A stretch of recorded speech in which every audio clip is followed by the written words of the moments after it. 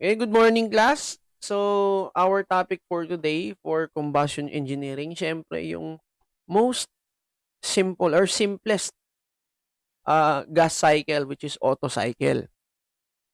Now, Otto cycle, ano ba yung idea natin about Otto cycle? Way back in your thermodynamics which will be used widely dito sa ating course na combustion, lahat ng processes in ideal gases, mostly gagamitin mo dito. Kaya kailangan alam mo na yon. And then, itong auto cycle is introduced to you way back in thermodynamics. Dapat ganun. Kasama yan ng yung most efficient cycle, which is the Carnot. Matalisin natin. Carnot. Carnot cycle. Which is, theoretically, the most efficient cycle. Sumunod dun yung Otto. What is Otto?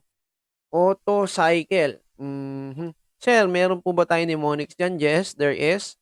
Ito na-represent yung auto cycle natin by a simple engine na merong spark plug. May, anong tawag dito? Air cleaner for intake, carburetor nandito. For fuel mixing and air mixing. The piston rod. The oil pan, crankcase oil pan. Tapos yung mga valvula niya, intake and exhaust valve. And then ito yung exhaust niya. Ito yung catalytic converter. Now, makikita nyo dyan, this is a sample of a 4-stroke Otto cycle engine. Now, basically, an Otto cycle engine uses a spark in order for you to have combustion. Ngayon, it is developed by by German engineer Niklaus Otto in 1876. Now, the basis of comparison of these engines are the spark ignition. Spark ignition, ibig sabihin you create a spark or you introduce a spark inside the engine with the compressed air, fuel mixture, and then ignition happens. After that ignition, magkaroon ka ng combustion kung saan magkakaroon ka ng cycle. And that cycle will have 4 processes in it. 4 strokes ang ibig sabihin. Depende yan. Kung 2 stroke o 4 stroke. Most commonly, sa ating mga engines, ang pinaka-efficient dyan pagdating ng gasoline engines, other tawag dito is a gasoline ignition engine. Okay? Karaniwan ang gamit dyan is 4 stroke. Ayan, pag-uusapan natin later on yung strokes na yan. Now, the Otto cycle involves 4 engine strokes. Yan 4 engine strokes. Mamaya pakita ko sa inyo. Now, what is a stroke? According here, a stroke is defined as the process in which the cylinder piston moves up to the top of the engine or down to the bottom of the engine. So, this is the bottom part nung iyong piston na displacement, and then this is the topmost part. Anong tawag dito? This is the bottom dead center part. And this one, kapag nandito na, meron kang clearance dito, yung dilaw, hindi naman pwedeng full extent ng iyong compression. Kailangan meron ka pa ring room for compression. So, this is the top dead center part. Again, this is the crankcase. Ito yung crank mo. Ito yung mga lobes ng iyong camshaft for your valves.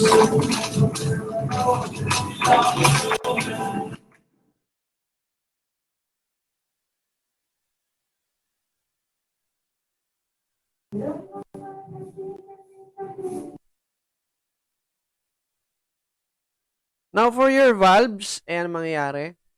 Pakimute na lang ng ating microphones or else i-kick ko from the live. Okay? Asa na nga ako? Going back. So, ito yung mga camshafts natin kung saan dyan nangyayari yung timing kung saan i-open and then i-close yung valve niya. So, this is a GIF. Okay, so meron daw dalawang isentropic processes. Going back to your thermodynamics, ano ba yung mga processes na yon? Isentropic process for decompression and then expansion. And then 2, isometric processes. Ibig sabihin, if this is isentropic, dalawa yung constant entropy process. And then dito, 2 isometric process. Dalawa yan. So, dalawang volume constant process. For heat addition and then rejection. Dito nangyari, meron kang gas expansion and then compression.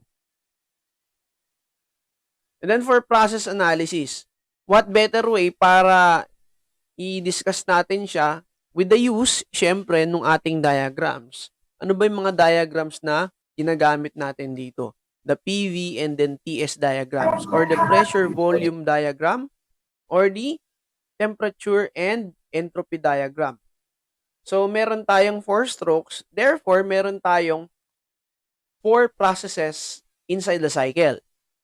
Now, kapag ang mga engine mo is an internal combustion engine, mas maganda ipakita yung work net nila using the PV diagram. Kasi, yung PV diagram mo, it characterizes how the volume of your cylinder from top dead center to bottom dead center is compressing at kung nasaan yung iyong clearances dyan. Diyan din niya ipapakita yung mga processes na meron ka dyan. Kung saan ka ba at particular points, kung saan ka mag-heat addition, rejection, kung saan ka magkakaroon ng adiabatic or no heat added or no heat loss, compression, or expansion. Now, ito yung ating representation sa PV diagram. Pakita natin yan, okay? Mamaya. So, from process 1 to 2, adiabatic compression. Pakita natin dito that if you have a cylinder, okay, from your bottom dead center, syempre BDC nandito, to top dead center, kung ito yung cylinder mo, kabuuan, ito lang yung volume swept niya. Kung saan yan lang yung kanyang isusupply na volume or i-displace niya. Ngayon, ano nangyari dito sa part na ito? Okay? This will be called the clearance. Yan. Now, starting from 1 of your process to 2, completely compressing the gas na nandoon, okay, introducing fuel and air inside the engine, ang mangyayari, magkakaroon ka ng no heat addition or no heat rejection, compression, adiabatic diba? Adiabatic, ibig sabihin, no heat loss, no heat gain. So, ibig sabihin, from 1 to 2, you'll have a compression. Kinompress mo yung yung gas and then atomized fuel. And after that, yung heat addition. Okay? Mag-heat addition ka para mag-create ka ng combustion. Now, going back. What is the basics of your combustion? Tinatawag natin dyan yung fire triangle. In order to produce fire, anong kailangan mo? Kailangan mo ng spark,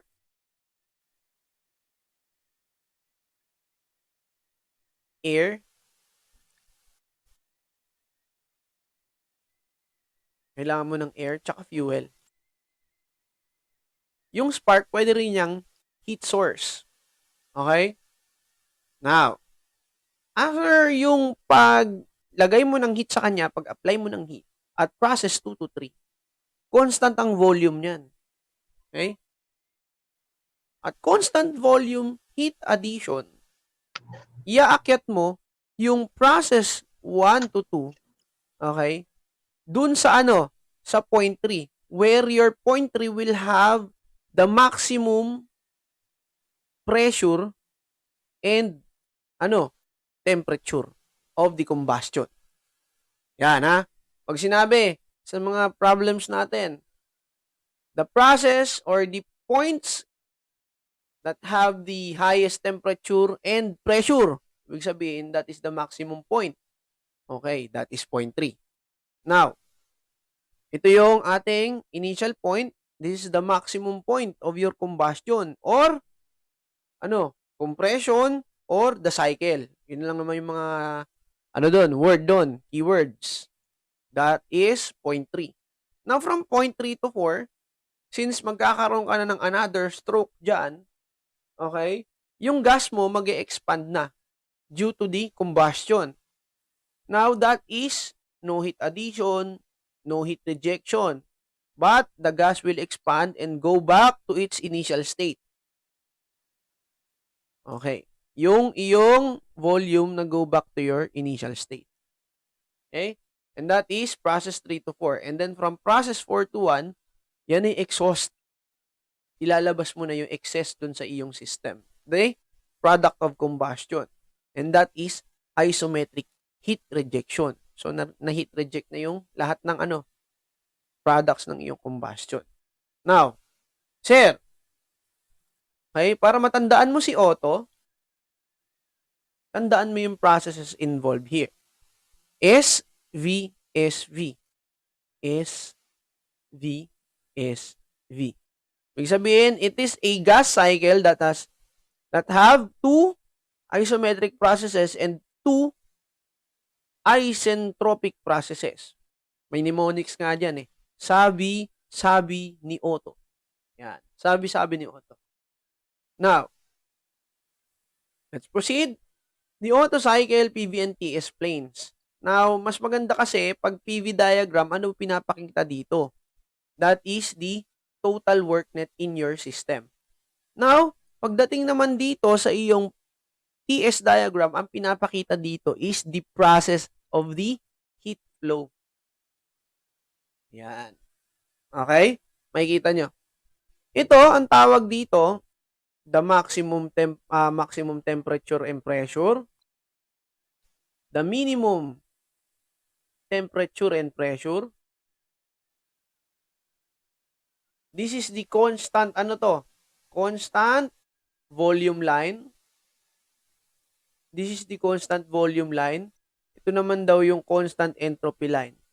Meron ba tayong constant pressure line? No, wala. Okay? Pagdating dito sa iyong TS diagram, makikita mo yung nasaan ang constant volume dyan. Okay? This is constant entropy. Okay? Yung curve dito, that is the constant volume process. Okay? Now, let's go here. Ito yung sinasabi ko sa inyo. Na yung strokes mo, okay, one stroke, you'll produce different processes. Ito yung bottom dead center. This is the top dead center. Okay? Now, ito yung processes involved dun sa Otto cycle. Now, from the intake stroke, which happens in point 1, you take the ambient air coming out of the surroundings and then mix it with fuel. And after mixing it to fuel, magbubukas yung valvula mo. Introduce mo dun sa cylinder mo at full volume. Okay. Now, after that, the motion of the cylinder from bottom dead center to top dead center, it will compress the atomized form fuel and then mixing it with air. Ngayon, hindi mo siya magkakaroon ng combustion kung hindi ka mag-i-introduce ng spark. Now, after introducing a spark, magkakaroon ka ng compression. After introducing a spark, magkakaroon ka ng power stroke where chemical reaction will produce momentum kung saan itutulak niya yung iyong tutulak niya itong iyong piston. Now, the piston will create work. And that work will be from chemical reaction to kinetic energy, ililipat niya sa inyong transmission to produce brake power. Now, after yung power that is consumed, syempre, yung byproducts of your combustion, bubukas uli yung exhaust valves mo, ilalabas niya sa environment as exhaust gases. And that is the exhaust stroke. Now, this forms your four-stroke Otto cycle. Commonly, yan ang ginagamit natin sa ating mga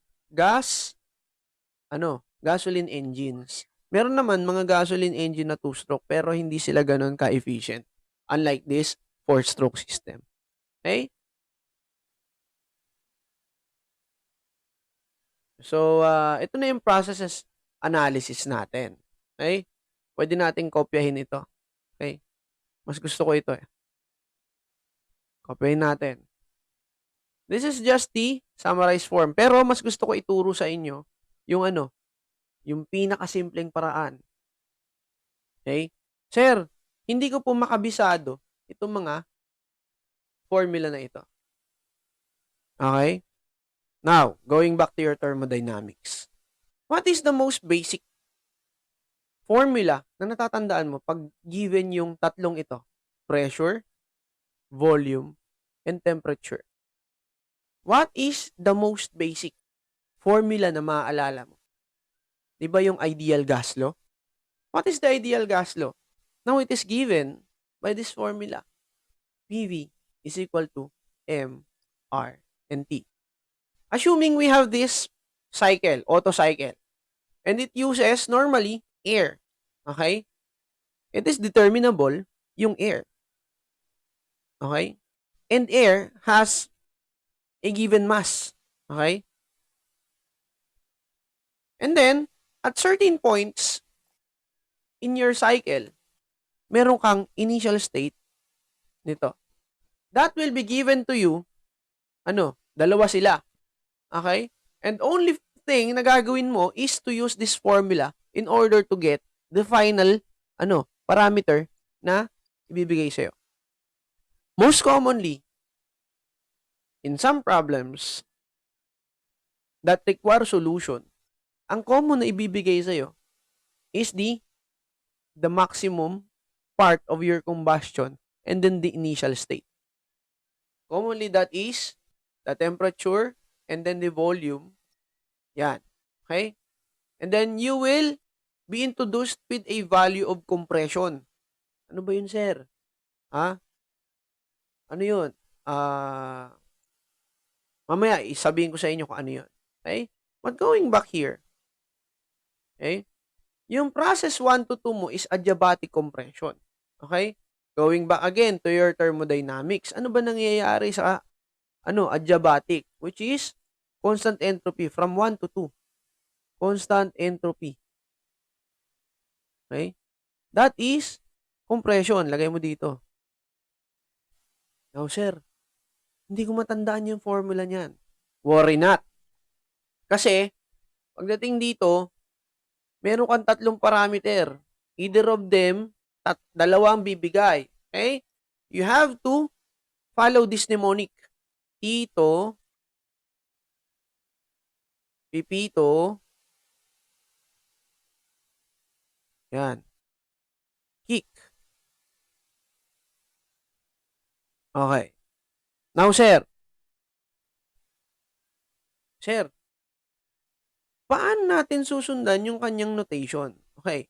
Kapag dito sa taas, nilagay mo yung 2 at dito sa baba, nilagay yung 1. Therefore, dito rin sa kabila ng pressure. Now, meron tayong relationship, di ba? That the volume is always reciprocal nitong temperature and pressure. Okay? Now, for the volume maximum over the volume minimum. Tandaan mo dito ano ba maximum temperature mo sa process? Siyempre, yung 2. Lahat ng nasa taas, maximum. Lahat ng nasa baba, minimum. K minus 1. Okay? Nandito yan sa process 1 to 2, which is S is equal to C. Oh, sir, nagkabisado ba ako ng formula? No. No. Okay? Commonly, kapag nakuha mo na yung value ni T2, isa na lang hahanapin mo, di ba? Then, kapag dalawa na ang nakuha mo dyan sa iyong states, then go back to your ideal gas law. Hindi mo na kailangan ulitin si Tito Pipito. Now, the ratio of volumes or the ratio of your maximum and minimum volumes is called the compression ratio.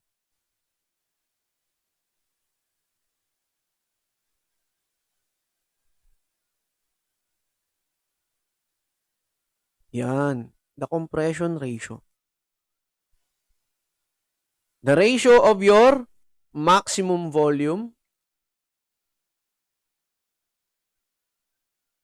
over minimum volume. Now, sir, meron pa ba tayo ibang tips dito para makuha natin yan? Yes, there is. Pero the most basic kasi is to use this formula going back to your isentropic process. Ito lang naman yung formula nun. Okay? Now, in your calculators, sir, commonly kasi ang binibigay dito is T1, V1, or even P1.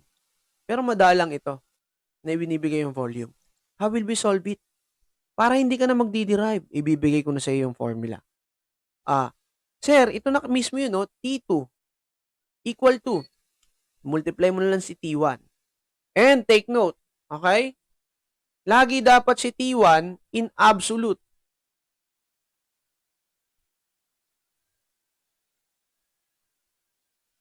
Okay? Lahat dyan, laging absolute. Sir, anong ibig mo sabihin sa absolute? 'Di ba kapag gusto mo is Kelvin, yung degree Celsius mo, okay, plus mo ng 273. Sir, kapag degree Rankine, degree Kelvin to, degree Rankine, o di yung degrees Fahrenheit, plus mo ng 460. Okay? Ganun lang yung pag-solve sa kanya. Ngayon, ganito na yan. I-multiply mo na ng, sir, paano ba yan? T2 ang hinahanap ko. O di yan, P2 over P1.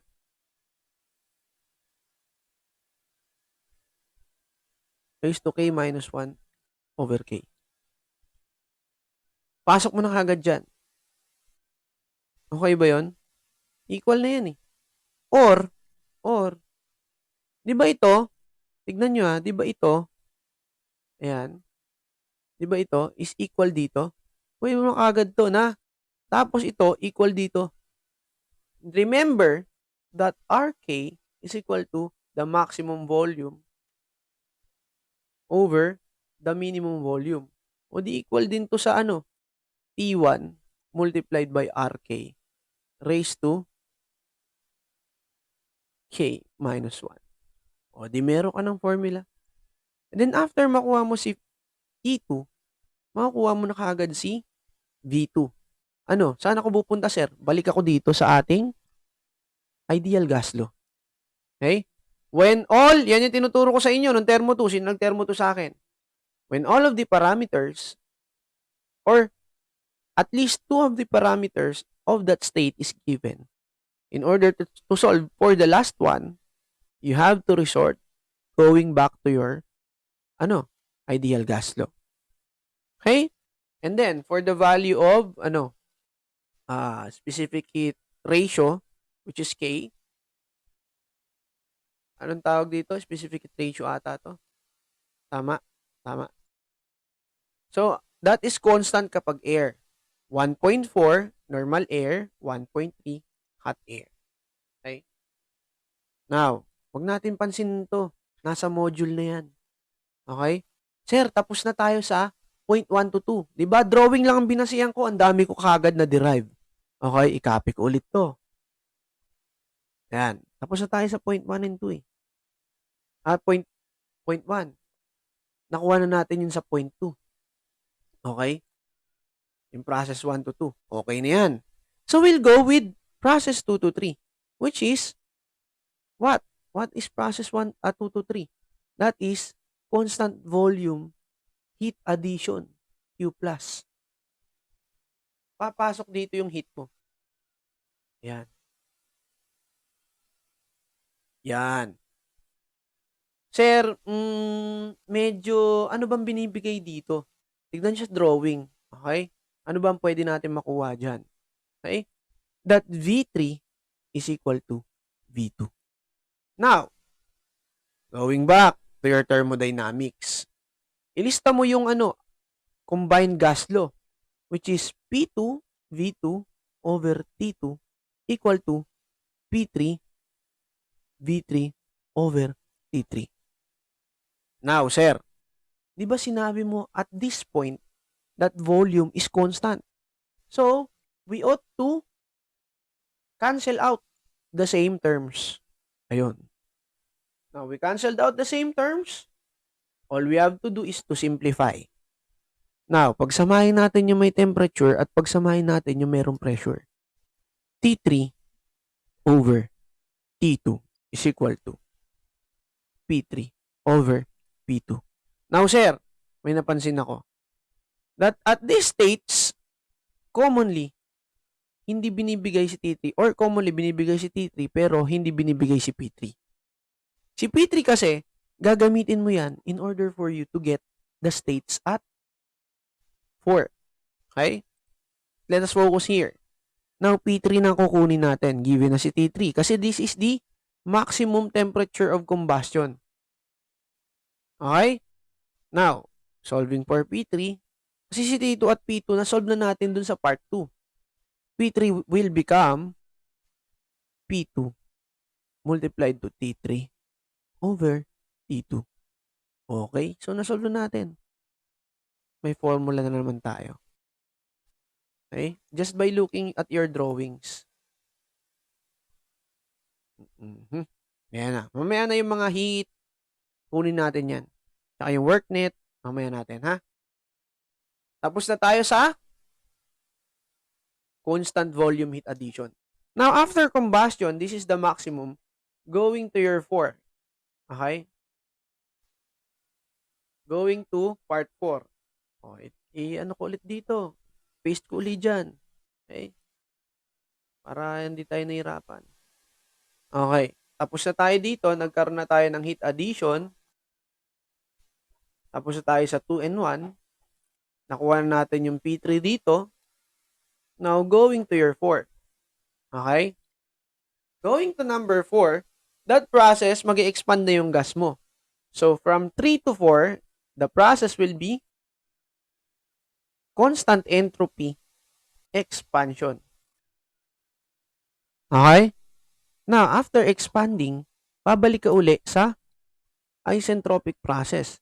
And, ang sabi ko nga, ang nasa taas maximum, nasa baba minimum. Anong maximum dito? Sir, yung T3. Anong minimum? T4. Okay? Sir, maximum minimum. O, di ba siyang ko ulit yun? Okay? That is, anong maximum pressure dyan? That is P3 over P4 raised to K minus 1 over K. Okay. Kabaliktaran naman yan, yung volume. Okay? The maximum is 4 over V3 raised to K minus 1. Sir, nahihirapan ako dyan. Ganito na lang. Ang common na kinahanap mo dito kasi T3 is given, P3 is given. Okay? P4 is given. Okay? Ano nga hanapin mo dyan, sir? Pero pwede mo rin masolve si P4. Kasi, titignan mo ito that V4 is equal to V1. And V3 is equal to V2. Then we can say that RK is also equal to V4 over V3. Yun. Para ma-solve natin si P4. Okay? If there is a case. But, in most cases, T3 is given and T4 is always asked. And titignan nyo, sir, going back to your part 1.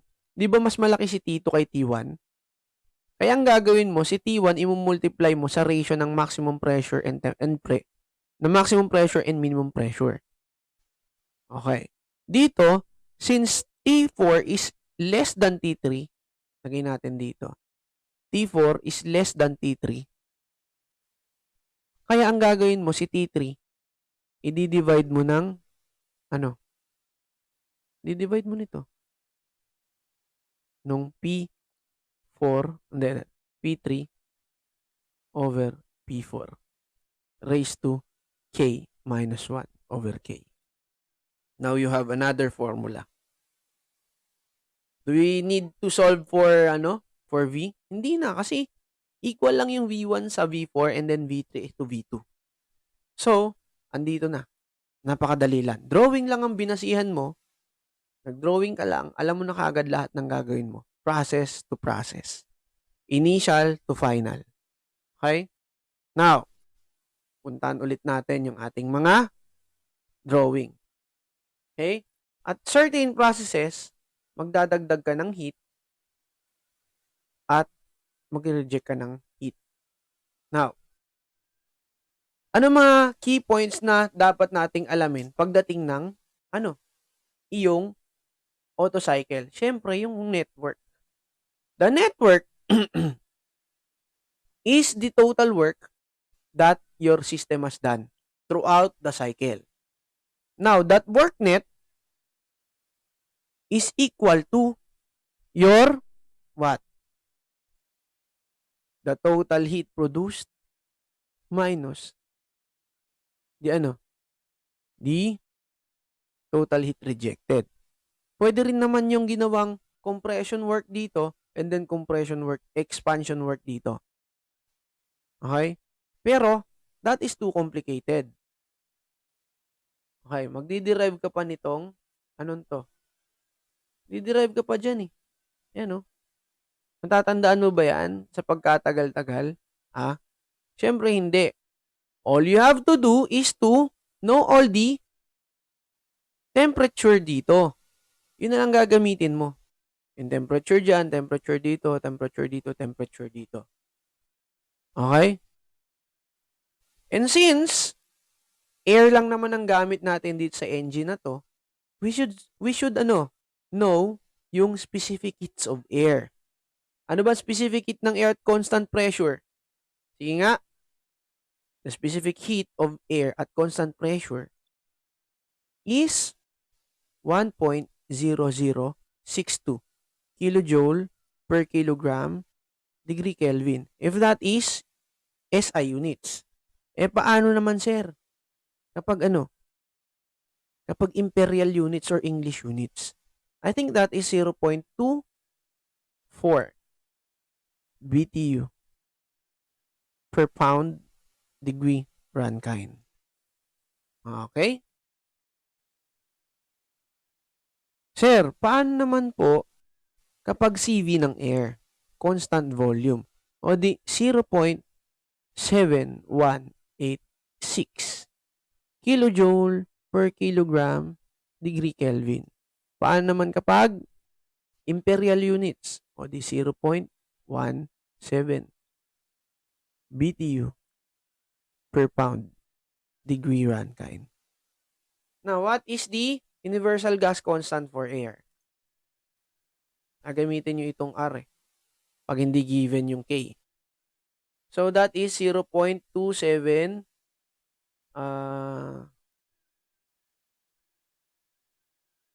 287. 28708. 28708. Kilojoule. Hindi na pala. Paano nga unit nun? Yun. Kilojoule per kilogram degree Rankine. Yan. Degree Rankine. Degree Kelvin. Yan. That is for air. Okay?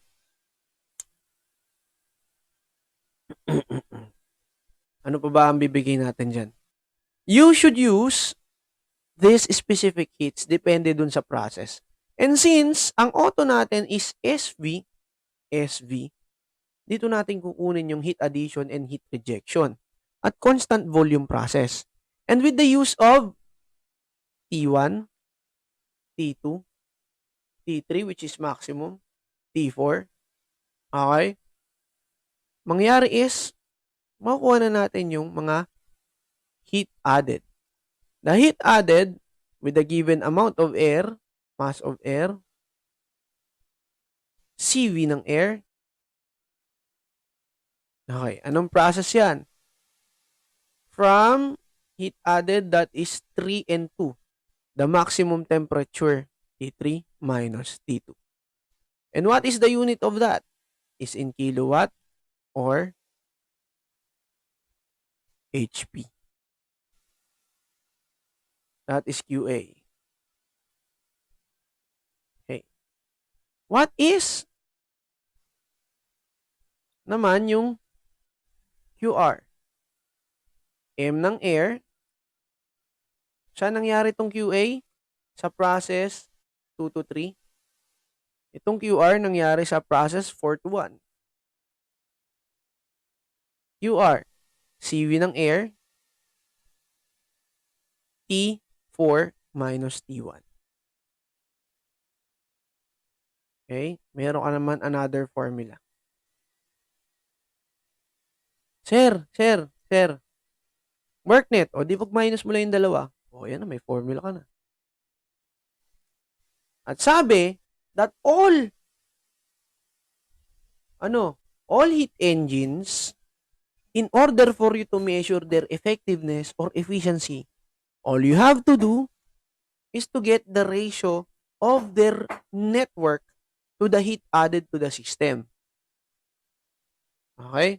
So, for the efficiency of the system, you have to get the ratio between the network over your heat added. Yan. Or, how can we measure it using the compression ratio? Okay, ganito yan. In order for you to measure the entire cycle's efficiency, all you have to do is to get yung, ayan, get yung temperature. Pwede yon. Pwede, gusto nyo ba i-derive pa natin? Ha? Hindi na. Pero kaya naman i-derive yan eh. O yan, QA minus QR over QA. Okay, so the efficiency of the cycle is simply 1 minus QR over QA.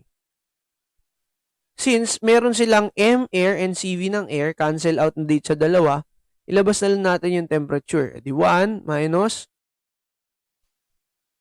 QR T4 minus T1 over T3 minus T2. Oh, may na-derive na naman ako isang formula. Meron pa, pwede pa natin gamitin yung kanyang what?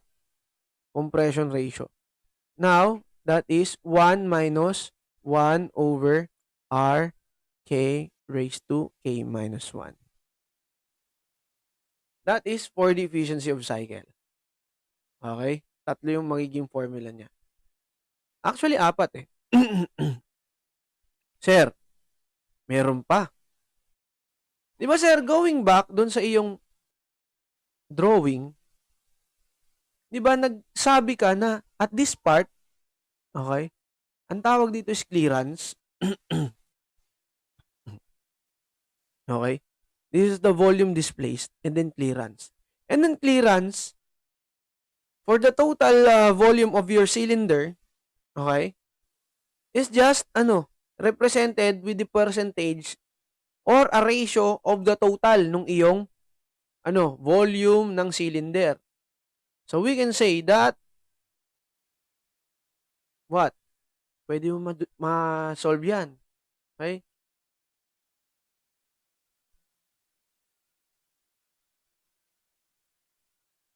That is clearance, volume clearance. Okay? Pwede natin ma-solve. Ito na lang. The clearance is equal to RK C plus 1 over C. Okay. C is in decimal. Yan. Masosolve mo yung compression ratio.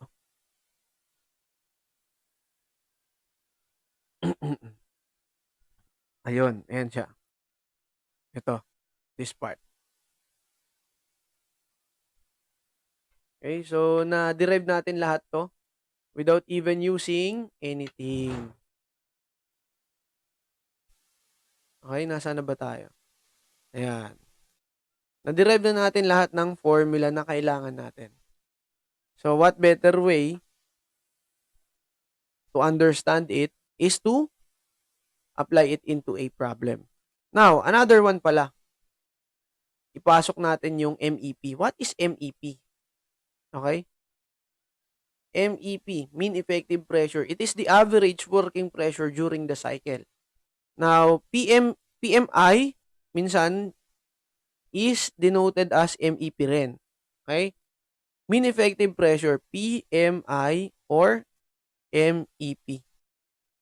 What is that? MEP is equal to, going back, ayun no, work net over VD. Anong unit nitong MEP?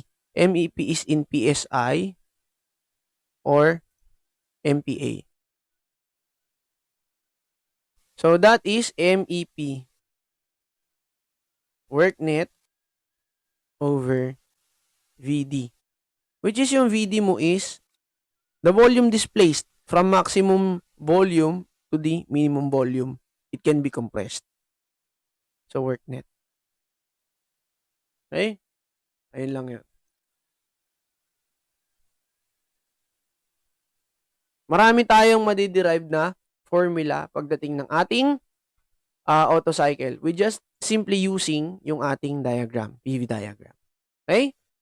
I hope napulot nyo yung idea na sinasabi ko na pag marunong ka mag-drawing at alam mo yung ginagawa mo, alam mo yung processes, then you can solve anything pagdating ng gas cycles. Okay? That will be all for Otto cycle. So, what will be the follow-up after this? Magbibigay tayo ng sample problem. Okay? Let's take a break.